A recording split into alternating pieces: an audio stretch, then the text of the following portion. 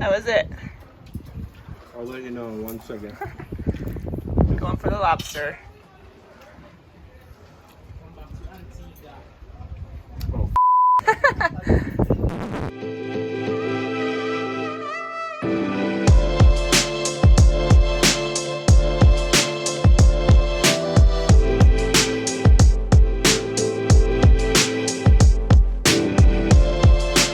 Hey, what's up guys? Tip and Tara here from Fit to Travel, and welcome to another episode of us just sitting and talking to you guys. About travel. About travel, yeah. So this is another installment of our Antigua and Barbuda, I don't know why I can't say that, Antigua and Barbuda installment edition. And today we're going to talk about how expensive is Antigua and Barbuda. So I'll let Tara start off. Yeah, so we originally, why we went to Antigua and Barbuda is because we found cheap flights. So a lot of the places that we end up going to is because we found cheap flights. So we found an awesome deal from Portland, which is very hard to do for going from Portland to the Caribbean. And so we jumped on it, and we didn't really know what to expect. And so when I started researching things to do and places to go and costs and all of that, like everything was saying that Antigua and Barbuda is very expensive. Now, a lot of the islands are more expensive just because they're islands. So we kind of knew that going into it, but we weren't sure to what degree of expensive. So what we did is we ended up keeping track of everything that we spent, and we were reading that things were going to cost like upwards of like $300 a person in Antigua. Per day. Yeah, per day. And luckily we did not spend close to that, but we're going to break down a couple different categories and give you our total cost of what we spent in Antigua and Barbuda. Yeah, and what we're going to be talking about is basically, the price of our car rental, the gas, groceries, all of our dining out, excursions, and the Airbnb. Yeah, the only thing we're not going to cover is our flight tickets because obviously it varies from where you're coming from. But we're going to start. We're going to start with our car rental. So we rented a car for the whole 8 days that we were there. We originally were only going to do like 4 or 5 days of car rental and just try to do like all of our sightseeing in those. Excuse me. Do the sightseeing in those couple days and then just relax. But it was only like $100 more for the rest of the time. So the whole 8 days was $320, and we only had to pay $20 per person for an Antiguan driver's license, which was super easy to do. You just send them your current driver's license. And we rented through the guy that we rented our Airbnb from. So it was very simple to do. Everything was really easy. And then the only thing besides that is we spent $20 on gas. Yeah, so the car rental, like Tara said, the Airbnb owner ran his own rental car service also. So it was really convenient. The car was actually just right outside of the airport as we walked in. We didn't have to go to a rental car service or anything like that. It was just outside of the baggage claim when we picked up our bags, and it was super convenient. And I didn't initially want to drive because you got to drive on the other side of the road, and I heard the roads were bumpy and all of that stuff, but I actually, once we did it, it's a piece of cake, and we highly recommend renting a car if you want to go to a bunch of the beaches. Yeah, and if you watched our previous video, the top 10 beaches in Antigua, you would know that we basically went to like all 4 corners of Antigua.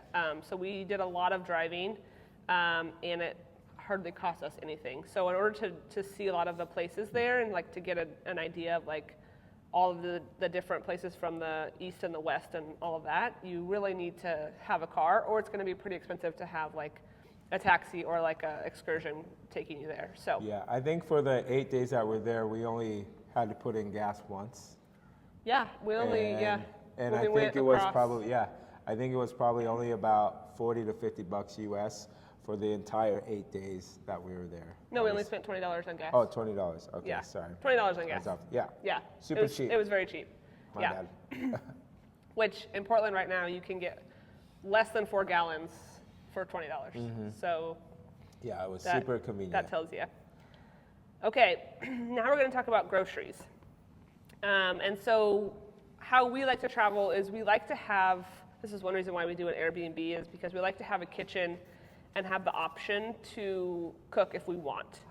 We still like to dine out and like go and try the local cuisines, but it's nice for us to just at least cook one meal, like have breakfast in our room and like cook one meal and then go out for another meal. So our grocery expense is on the higher end because of that, but we spent $545 for groceries for the two of us for 8 days. So we stopped at the supermarket on the way to our Airbnb. So this is what we got. We spent about $100 US in total. We got some yogurt, some fruit, some deli meat, some cheese, some meat, some eggs, rice, Ritz crackers, butter, veggies, and then we also got 24 beers and 5 big gallon waters, or bigger waters. So I can kind of give you an idea of like how much everything costs. This was 270 Eastern Caribbean dollars, which is about 100 US.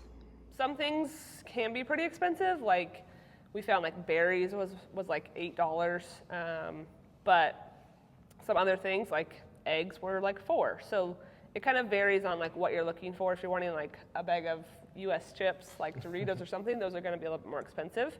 But it always beats like going out to a restaurant at every meal and spending probably double what you would spend if you just make your meal at your Airbnb. Yeah, for us, we generally, like Tara said, we generally try to eat out like one meal, maybe 2 meals, and then usually breakfast wherever we travel, because we generally like to get up early. Somebody likes to go watch sunset or take pictures of sunset. So sunrise, sorry. And then so we usually get up pretty early, and usually places are not open. And so we usually always have breakfast wherever we're at. If there's a kitchen or whatever that we can cook at. So, yeah. But yeah, we generally try to eat as much in as possible because it's just it helps us save money. Yeah, we also like to take like snacks with us when we're like driving around the island or like going to the beach. We'll bring like some snacks to eat, like crackers and cheese or jerky. Yeah, some fruit or something like that. So that also contributes to some of that. It cuts down on our cost of like getting food at like a beach bar or that kind of stuff. Although we do that too. Yep. All right, so the next thing that we're gonna talk about is our dining and our drinking. So a lot of this probably has to do with most of my drinking. Yeah, well, and that's part of it on the grocery side that we forgot to mention is that also included like beer that we would buy at the grocery store. Beer and liquor. I would say probably, $200 of that $550 is probably alcohol that we spent in order to save us money from having to like buy a beer out, which is more expensive. So it's not just $550 on just food. That should be a clarification. But yeah, the dining and drinking out, we spent $280. Like I said, we didn't eat out every night, but we tried to eat out at different places to like explore some new places. Obviously, like some of the more well-known beaches will have like higher prices than like some of the local places more inland. So if you go to like some of like Dickinson Bay, which is a very popular beach, it's going to be more expensive to eat there on the beach with a nice view than it would be at some other place just a couple blocks away. So, give you an example, we ate at the Nest Beach Bar. We had 2 meals. We had garlic shrimp and coconut shrimp and 2 rum punches for $57 US. So not incredibly expensive, but it is up there. And yeah, and that was the, a popular place on the beach. So it's going to be a little bit more spendy. But then we went to a local place that was just up the road from where we were at.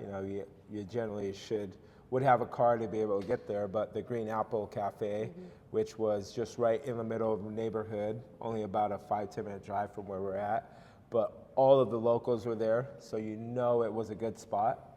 And we went there, and it was just delicious. And we got a chicken wrap, pizza, shrimp, and chicken wings, and it was all under $20 US, which was just so good. We went back there. It was the same day we went back there, and then we went the next day. Yeah. We find a place we like, we generally will go there, especially when it's that cheap. Yeah, so it was a good place. You got to find those places like that. But so it kind of gives you a range of they have a little bit of everything there. It's not impossible to eat on a budget in Antigua. You just have to be more particular on what you're looking for. One thing I will say that is highly recommended if you're going to Antigua is the Shirley Heights barbecue, which they do every Thursday and Sunday night. So you have to pay $20 to get in, but then it has the best place to watch the sunset. So that's one of the things that can, ramp up your cost in Antigua, but it's definitely something that you want to do because they have a live band, they have barbecue, they have drinks, they have they have the whole thing there, which is definitely worth it. Yeah, the Shirley Heights, if you're there while they're doing it, which is on what days? Sunday and Thursday and Sunday. Thursday and Sunday. It's $20 just an entrance fee to get in there, and then we got the the meal ticket, which gives you access to the barbecue and everything that they're having, and 2 drinks, and we only spent $37 US, which was really good. But just the experience itself, just seeing the sunset, which I'm popping up on the video right now, is just it's worth the price of admission. And the jerk chicken was just absolutely amazing. Yeah, that's a must do when you're there for food and things to do. Yep. So try to plan your trip around either a Sunday or Monday being able to go there. Sunday or Thursday. Sunday or Thursday. So the next category is going to be our excursions, which this can be a big part of your cost, but also a very fun time because it's a great way to explore the island. So we did 2 excursions, and our total cost for the 2 of us was $490. The first one that we did was the catamaran tour around the island. So we did a snorkeling and lobster lunch, and it basically went around the island with Creole Antigua tour. Highly recommend. That was $140 a person, but it includes a fresh lobster meal, which was amazing. The tour guides were great. They gave us a great overview of where we were. They took us snorkeling and saw some turtles and fish and all that kind of stuff. But I would do it again just for the lobster. Yes. So the lobster the food on this was just worth the price of admission to me. It was super, super fresh. Right when we got to this little private island, one of the deckhands got off of the boat and then went and met with the guy that was there who just caught fresh lobster that day. And these were just ginormous lobsters. How was it? I'll let you know in 1 second. Going for the lobster. Oh, fuck. That's the best lobster I've ever had. No joke. Yeah, look at that. Holy hell. No fucking. They gave me the extra portion. But I would highly recommend it just for the lobster. The lobster was amazing, and I know the lobster is only popular there in certain times of the year, and we happened to be there at that time, so that was good, but it's not always an option. I do know that. So just be careful if you are looking, especially for the lobster meal, that it might not be there all the time. But the lobster was... Yeah. It's on the Spaniard side, it seems like, $140 per person. And, this could have been the time that we were there, but it was worth it because we actually only had, I don't know, maybe like 12 to 16 people on the Not boat. even, like, yeah, 12. Yeah, somewhere around there. So it was actually really private. So you could go and, have your own space. And it was just like, it wasn't one of those like super, super crowded, like booze cruise Yeah. type ones. So it was actually, you could probably spend $30 to $40 less if you wanted one of those. But like, it felt a lot more private as if we chartered it Yeah. with just only, some friends. Yeah, So, it was definitely worth it. I mean, and you think about the price of a lobster meal. I mean, takes $40 to $50 right there. So, yeah, highly recommended. yep.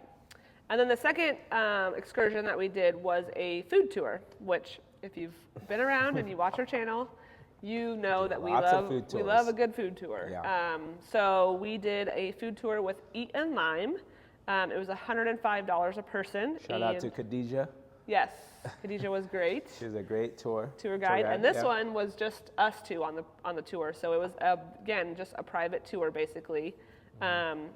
And we did like 6 food stops, and we also got to do our own old-fashioned rum punches, learning how to make those, and then we got to enjoy those. So you got to go all the way around St. John's, which was really cool. That's one of my favorite ways or reasons why we do a food tour, because you get to kind of explore the town too. You get to know some history, kind of find your bearings if you're just getting there.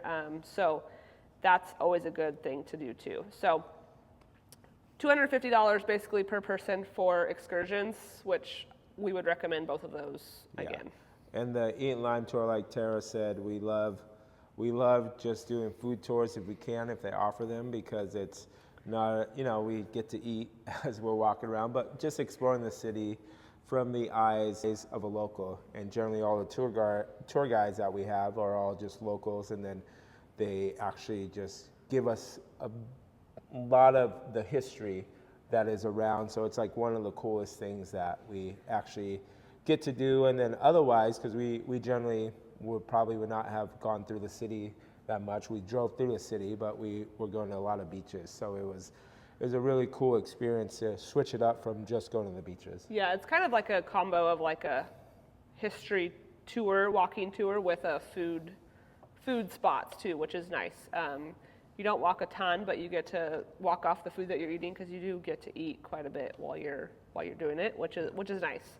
And then all the local like restaurants or vendors that you get to visit too, which I think you wouldn't normally get to visit if you were just like traveling and like, oh, let me look on like Yelp or Google or whatever. So it's a nice way to kind of find some new local places and explore a lot of the food there. So one excursion that I want to talk about that we didn't actually get to, because this is important to like budget for this, is getting to Barbuda. So getting to Barbuda can be pretty expensive. It can be worth it from what we've heard. We never actually made it. We had a ferry all booked and everything, but as I was doing more and more research when we were there, the ferry ride is 2 hours, and it can be very, very, very bumpy. So bumpy that you're like throwing up. And that ferry is $100 a person, $95 each. So we tried to switch and do a flight, because you could take like a 15-minute flight to Barbuda for only like $50 more. But because it's so limited, there wasn't any available seats for both of us at the same time. So we didn't actually get to go to Barbuda.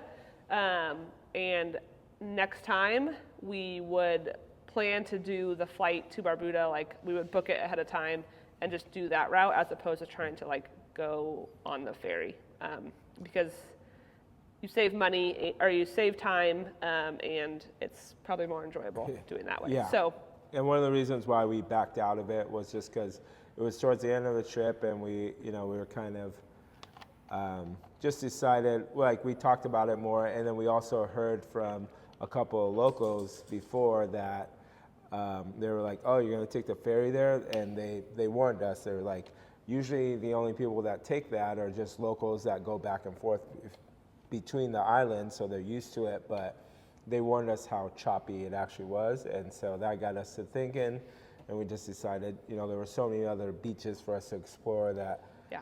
we couldn't make it happen. Not a big deal. We might be back down there. Who knows?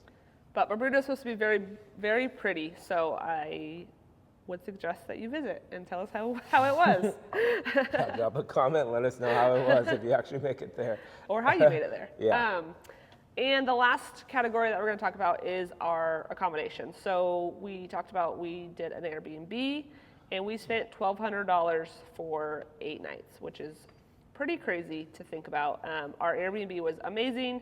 It was right on the beach, had a beachfront, or an ocean view, I should say. Just a studio with a 1 bath, had a pool. It was a condo, so had like a shared pool and a shared grill. And then obviously it had its own kitchen, which is something that we really loved. The beach that it was on Yepton Beach, which we talked about in our 10 favorite beaches. Very secluded, and it was amazing. You can't beat the price for what we paid there. I mean, you're looking at, most hotels are going to be around $250 to $300, most 3 to 4 star hotels. So the accommodation can really add up for, like, if you're there for like a week or more. So Airbnb was great. The hosts were great. They did a great job like accommodating us. We got our tire slashed or stolen. Our whole tire got stolen. If you want to know the story, you got to watch our beaches video. But they were great in helping us get that all taken care of and all of that. So again, you can't beat the price when you're looking at that. If you're looking to do Antigua and, you know, be on a budget, Airbnb is definitely the way to go, especially because of how many beaches there are. And if you want to explore and go to all the beaches, you know, spending $1,200 for 8 days for the 2 of us, and we were literally just beachfront property. It was, and on a pretty secluded beach. I mean, there were times that we were on the beach for 4 to 5 hours by ourselves, just because not many people go to this beach or know that beach. Yeah. So it's definitely the way to go. And where we're at was just awesome because you had 2 different aspects. You had the beach right there, and then if you just walk up to the pool, which is like, I don't know, less than a 100-yard walk or whatever, and you go up and you got the pool, you got a barbecue, and then you overlook Deep Bay, and the sunset is just amazing. So we highly recommend this Airbnb. They're not, you know, sponsoring this or anything. We just loved it for ourselves, and it just worked out really well. Yeah, very happy with that. So as you can see, if you've been keeping track, we actually didn't spend all that much money there. If you want a full price breakdown, like everything included, we can give you our little keynote that we've made. We can break it down for you and everything. Head to our blog. We'll put a link down below, and you can actually get a downloadable budget guide that has everything that we spent, our tips on how to do it inexpensively, and like tips and tricks on saving money when you go to Antigua.